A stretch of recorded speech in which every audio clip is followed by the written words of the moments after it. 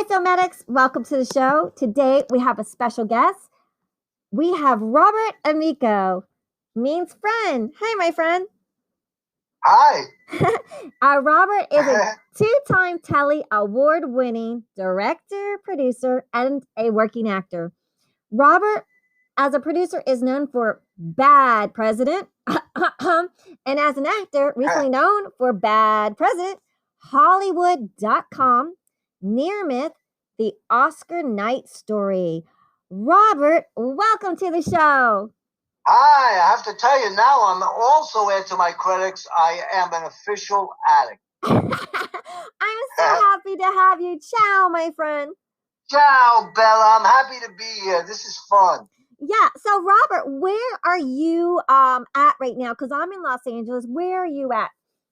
I am in Sherman Oaks, Van Nuys, sunny California, LA. Yeah, actually, it's raining all day long in California today.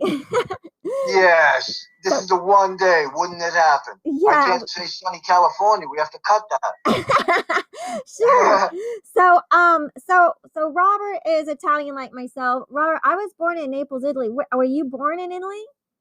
Kind of. Brooklyn, New York. Okay, sure. So I want to know, growing up, what was one of your favorite movies as a kid?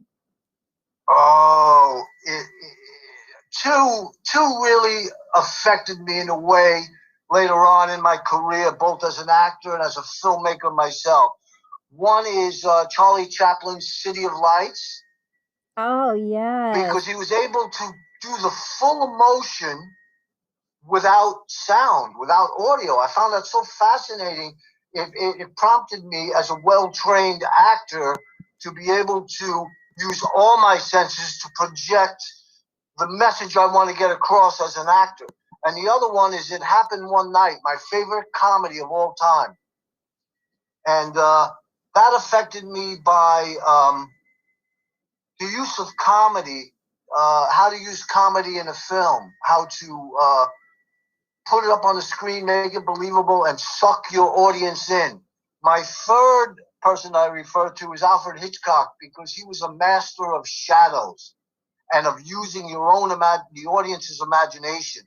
A love scene or a murder scene was so much more powerful with Alfred Hitchcock because like with a love scene, the camera would drift off to the night table and look at the clock, and your imagination is much more powerful than anything he could put up on the screen, and you imagine what they're doing in making love. The same thing, and his use of shadows just suck you in his black and white films. So that's my films. Although I love all films, and I think a person is brave if they get a film in the can. It's that hard to do, to get your message, your writing up on the screen, and because filmmaking is such a visual medium as opposed to books or newspapers or just even audio, because it's the full senses up there. Yes, I love Alfred Hitchcock too, especially when you see 2 feet walking and you see the feet walking, you're like, uh-oh. And those tilted cameras, I love it. Those are great ones. And right, and the murder scenes leaves it up to your imagination, not the knife coming out and the heart is beating on the knife. That's just gore. It's like you can only imagine the pain. You don't imagine it. And Alfred Hitchcock played upon people's imaginations. Each person would imagine something different, and your imagination is so powerful that's why the Hitchcock films stay with you. He manipulates you. Yeah. I love that. Yes, and I love his work. And also, so you became a producer and actor, and I was wondering, is there a film from the Criterion collection that inspired you to your career path or your work? Yeah, it was both City Lights and It Happened One Night. Both of those films are in the collection. Oh, yes. But there are a lot of films in the collection I love. And there are films that I think should be in the collection that aren't. So yeah, which one? Like All About Eve with Bette Davis. Oh, yes. Wow, what a good one. I love Bette Davis. That's my all-time favorite actress. Yeah, and what were you going to tell me of the film that you were going to tell me, the Italian film? What was the name of it? Charlie. Oh, which one? We had talked about my friend Marco Leonardi, who was like in like Water for Chocolate and Cinema Paradiso. But my favorite Italian film of all time is Il Postino. Oh yes, wow. And for many reasons, that's the film that made my blood boil for my homeland, Italy. You know, I'm working on my Italian citizenship now.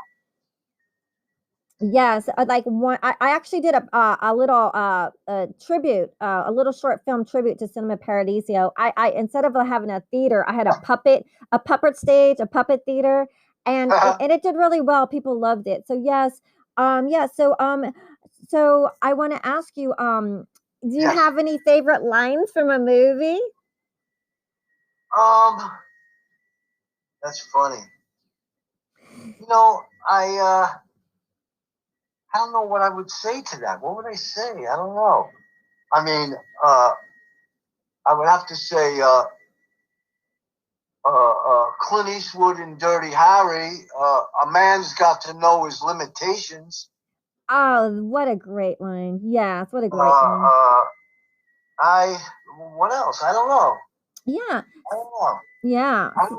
That's one I'd have to get back to you on. Yeah, that's a good one. That's a good one too. And so I want to know. So Robert, how did you start? How did you start your career as an actor, and then became this fabulous Well, producer? it was a long journey. I'm on my 51st year as an actor. Oh, congratulations! I studied with Lee Strasberg at 17 years old at Carnegie Hall with a lot of stars in my class and Paul Newman as my mentor. Wow, Paul Newman. Got involved with the Actors Studio then. Got my SAG card on the pilot, the original pilot of Kojak. Oh my gosh, nice. Did a couple of plays, and then I quit the business to get married young. Oh wow, you at 21. She was so jealous of my acting and my music. We didn't talk. I'm a child prodigy. I play music since I'm 6 years old. Really? Recently, I play somewhere between 2 and 3 hours every day. What do you play? I play guitar. Play something for us. You got your guitar? Play something for you? Yeah. Okay, I'll play. We have to get back to the whole film industry, but I've had rock bands and I played every club in New York. I've opened for Herbie Hancock and Kid Creole and the Coconuts and Robert Gordon. So okay, I'll play something. Let me grab my guitar. I'm only gonna play like one bar or something. Yeah, something you have the rights to. Something. Hold on. Robert's gonna play. I already have 2 hours in today. So. Yeah. Robert. Okay, I'm gonna play. Something we have permission, rights to. Something we would have rights to. Otherwise, we can't air. Oh, really? Yeah, Spotify, because Spotify will say so. Okay, I'll play. Okay, so I'll play one bar of a song I just wrote a couple of weeks ago, and it's real raw. Okay. So, you ready? Yeah, this is a treat for our audience.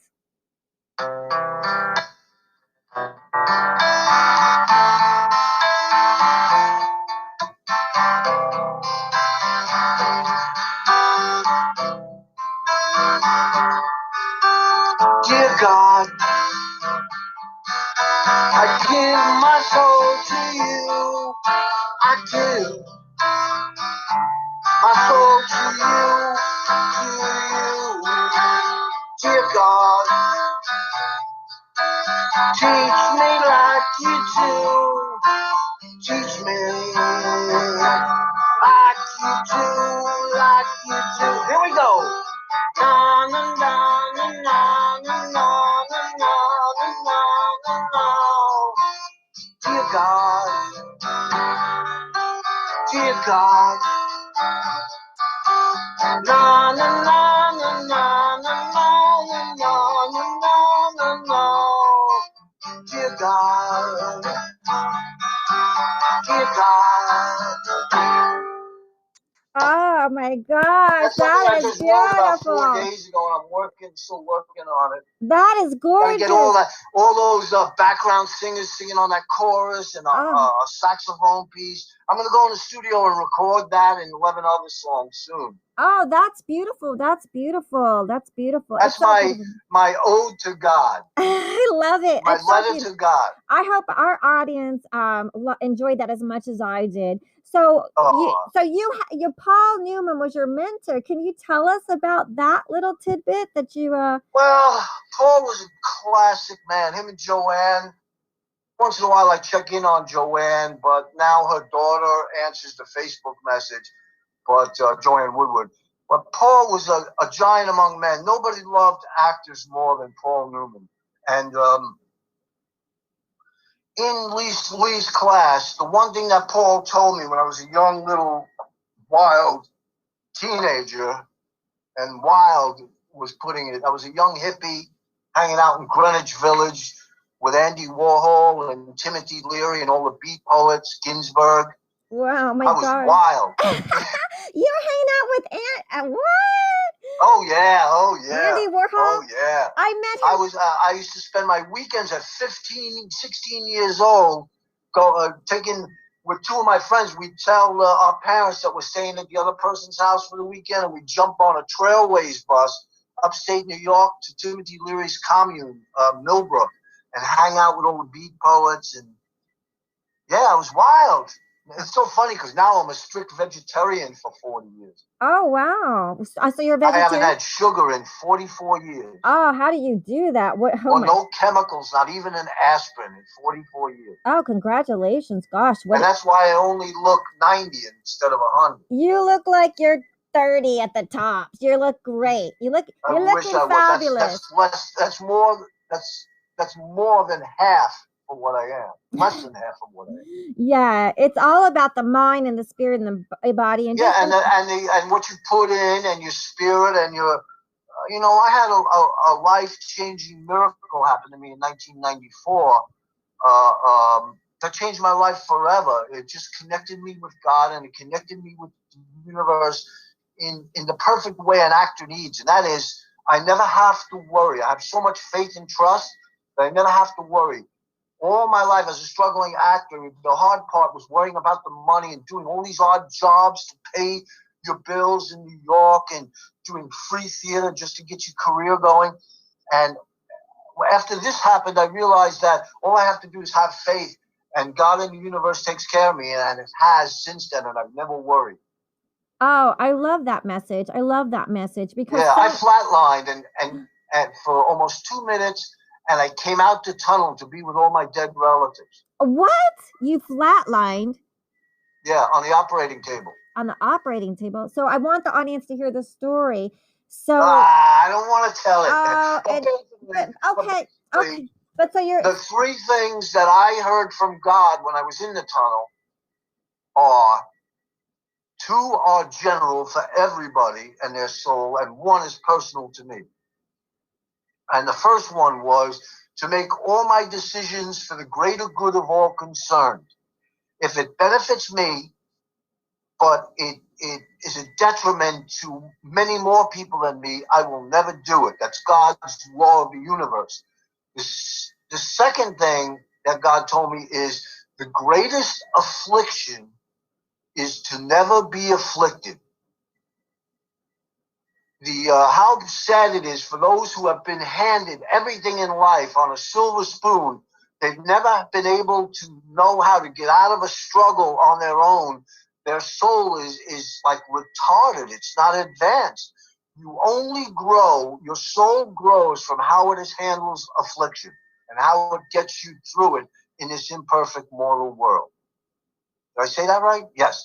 And then the third thing was more personal to me, being a Brooklyn Sicilian. Because when I was young, I was a hothead. Because I had to be. Because I grew up on those streets, and you had to be tough. Or I was in a fist.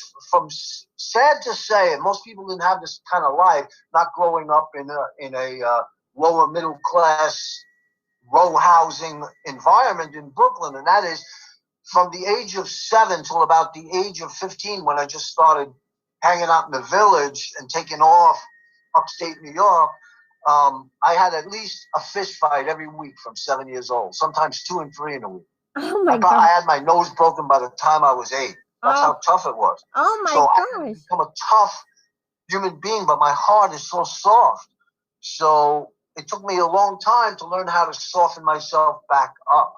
And the third thing was personal to me from God, and that was anger is like a stone thrown in a hornet's nest.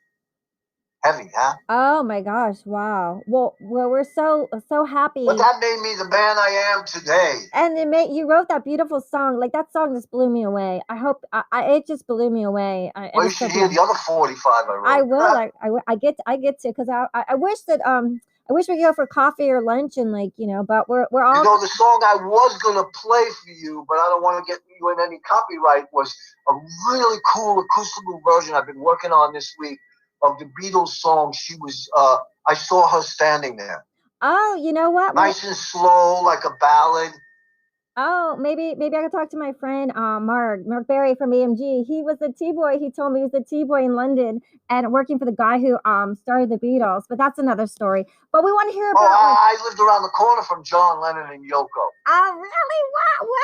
In New York? And unfortunately, I happened to be walking down the block and see him dead on the ground and them covering him. Oh, wow! That's such a And years before that, when I was studying TV directing and filmmaking in 1974, I went with my teacher and spent a day with John and Yoko in their apartment at the Dakota.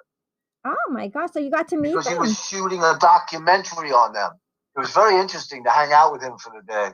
Oh, really? Yeah, that's beautiful. So you actually got to go meet John Lennon and Yoko Ono. That's amazing, incredible. So yeah, in their apartment. I used to run into them a lot and say hello and chat with them in Central Park, and where they have that tribute to John now. Oh, because I lived right there. Oh, that's so great. So you said that you were acting, and Paul Newman was your mentor. Then you left acting for love. And then how did you get back into your acting? Like, what made you come back? That's so funny. I had broken up with my first wife. I had a corporate job for about 7 years. And then one day at 9:30 in the morning, I had 600 people under me on 3 shifts, working 24 hours a day in production in this company called Standard Motors in Long Island City. And at exactly 9, I remember it to the T, exactly, this was 1984. And I had been away from my acting for 12 years and my music. And I bought a guitar, and I went at exactly 9:26 a.m. on a Tuesday. I couldn't take it anymore. I got up from my desk, and I walked into the boss's office up in corporate headquarters, and I quit to go back to my acting and drive a cab. Even my family thought I was insane. You got to do. Yeah, it's like some people don't understand the calling. It's like you just got to do it, and like those. You have to do what you have to do. Yeah, it's like your soul craves it. Like you're in this. Yeah, it's like a curse. I wish I didn't have it sometimes. Yeah. So you went back to acting, and how did you? I started doing a lot of theater. And I checked back with SAG, and they had lost. That's when SAG was changing over from a completely paper thing to some kind of semi-computer thing, and they had lost my membership, so I was now non-union again. So it took me from 84 to 89 to get my SAG card again in New York. So I just did lots of theater. I mean, now I have about 62 theater credits to my name, New York and LA. Oh.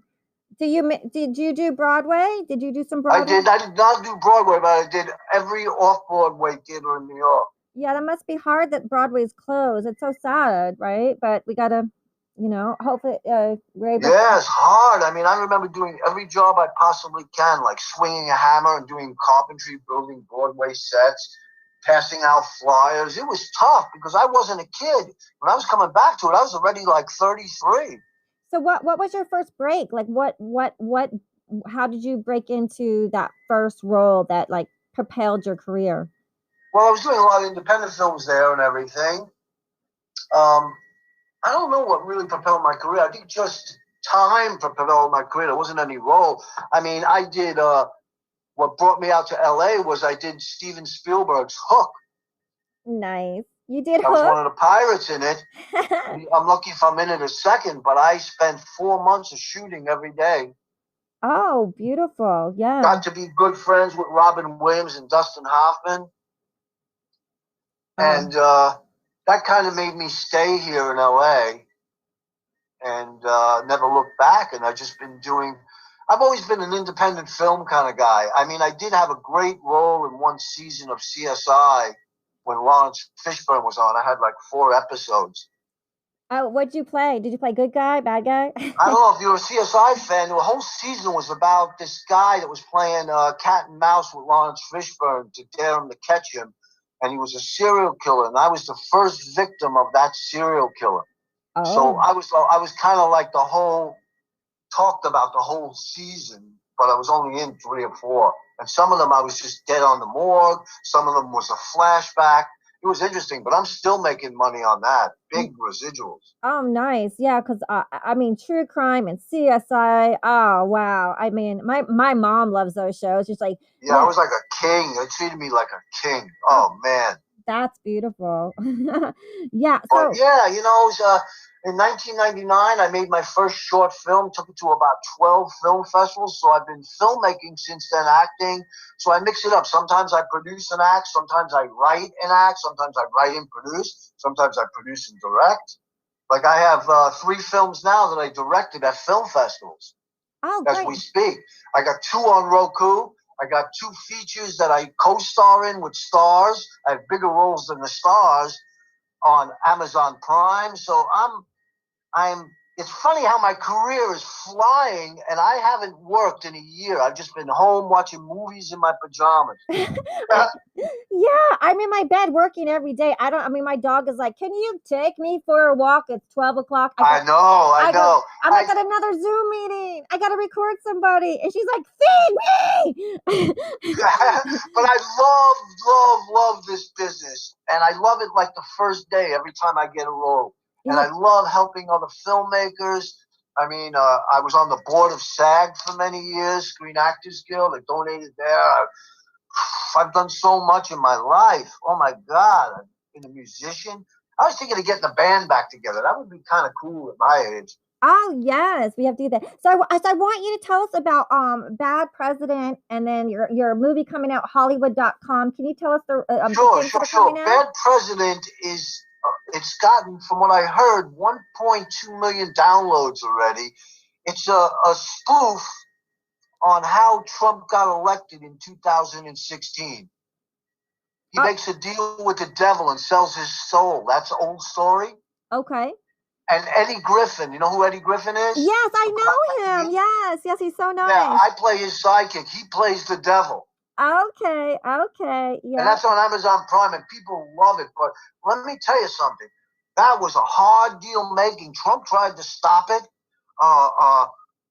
And then we were supposed to come out in 3,000 theaters worldwide, and COVID hit. So then we started going to the big distributors to be out on video like Sony. But Trump was giving them a hard time, and they were so afraid of being sued by him that nobody would pick us up. Eventually, we signed with VMI as an agent. They got us on Amazon Prime, and that's where we sit now. But it's pretty funny. It's interesting and funny, but a lot of people are real angry about it. But I noticed they watch it. Well, I mean, Sacha Baron Cohen made his film, so I mean, you know what I mean? If that's allowed, then it is what it is. It's really funny. You'll enjoy it. It's a little bit. It can get a little bit raunchy, but so is he. I mean, comedy. I mean, So, well, I mean, comedy. And, so that's that. I co-star opposite him, and I was a producer on it. And we shot that in Vegas and LA last year. And I'm so happy it's out. Hollywood.com has been good to me for many reasons, because it kind of had a world premiere in Eureka Springs, Arkansas, which became my happy place. It's the most spiritual place in the world.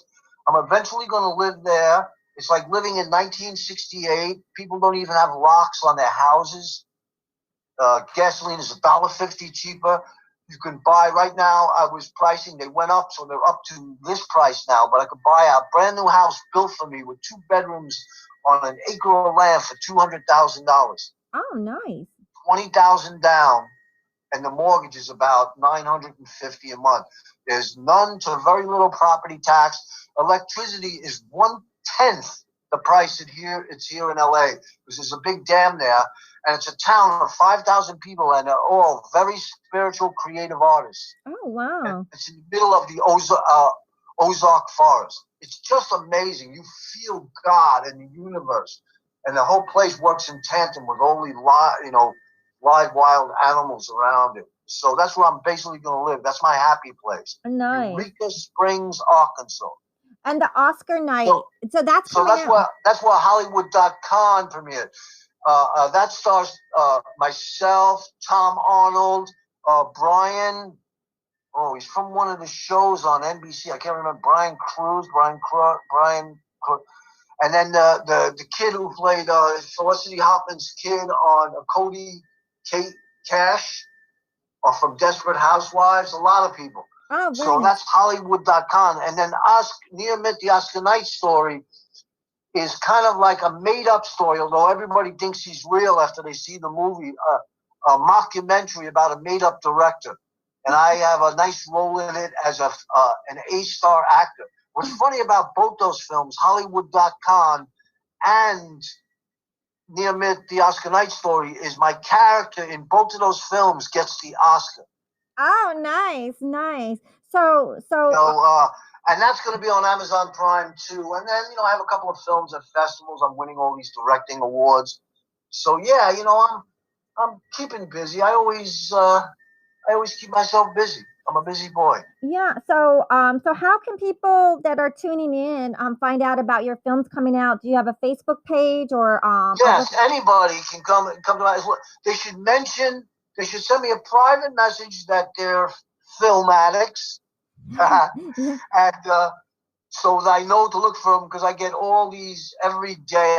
Must get about 100 people trying to Facebook for me. Some of them are phony, some of them are whatever. So at least I know they're your people, and they can Facebook me. They'll find me. I'm in a leather jacket, Robert Amico. You can't miss me. Oh, great. Yeah. And then they can go to Amazon Prime to see Hollywood.com or Bad President. Both are comedies. Hollywood.com is kind of like an adventure fantasy comedy. I play the head of Worley Brothers, which is a spoof on Warner Brothers, WB. I play Joseph Worley. Oh, great. And then that's that. And then what else do you need to know? Near Myth. Is Near Myth a film too? What? Near Myth. You're Near Myth. Near Myth, the Oscar Night story. Okay. Is I have a great role in that. I play, like I said, an A-star action star actor in it. Oh, those are so fun. So there's a film within the film, and there's a clip of that somewhere on my IMDb page. Oh, great. And then, so since you've been stuck at home binge watching, I just have their final question is like, what have you been baking or cooking since you don't eat sugar? So did you do anything fun or creative? Did you any hobbies? Well, during COVID? Yeah. Well, during COVID, I spent the first month 5 days a week taking care of the unfortunate. Oh, beautiful. I got on this site, and I would find people that they were homebound or just paranoid or old or didn't have any money, and I would go out and do all their grocery shopping for the elderly. I would get up 4 a.m. and wait online on the grocery stores for hours, lay out my money. If I saw that they didn't have money, I wouldn't let them pay.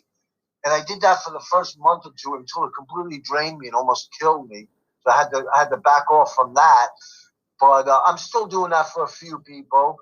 Oh, like beautiful. I said, I compose music. I have a script doctor. I'm a script doctor, too. So I'm on my 14th feature script. So I'm working on one of those. I'm writing something. I